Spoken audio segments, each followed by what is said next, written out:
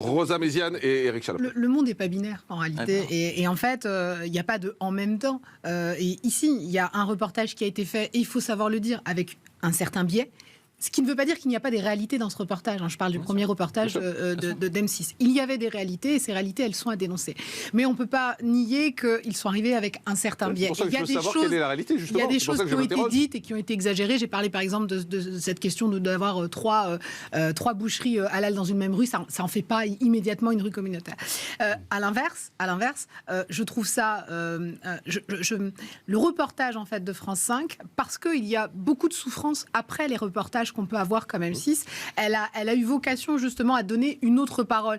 On était sur un format beaucoup plus court, le format d'M6 était sur un format beaucoup plus long. Là, c'était juste des interviews. Reportage et documentaire. Donc, à mon sens, c'est un peu compliqué journalistiquement parlant de mettre les deux reportages sur le même point. Elle donne deux regards. Exactement, mais parce que c'est sur le premier qu'il y aurait dû avoir ces deux regards-là en réalité. Parce que si le reportage avait été venu avec la volonté de décrire une réalité dans sa globalité, on aurait eu accès à cette nuance. La réalité, c'est que bien sûr qu'il y a des choses très graves qui ont été décrites, et à mon sens c'est important. Et d'ailleurs, le fait qu'il soit menacé, ça montre à quel point il y a un problème en France. Il nous dit qu'il est menacé par l'extrême droite maintenant. Alors moi j'ai un peu de mal à comprendre.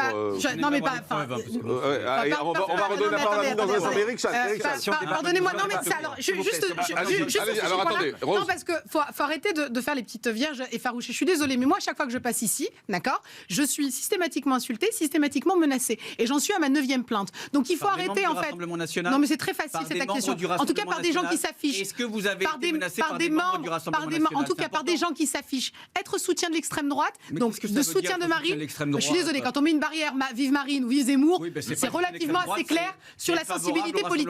Donc je crois qu'il faut faire attention, parce que vous pouvez demander à la DGSI la question des attentats démantelés des gens d'extrême droite, ça existe aussi. Donc il faut faire attention en fait à vouloir opposer à chaque fois ces extrêmes.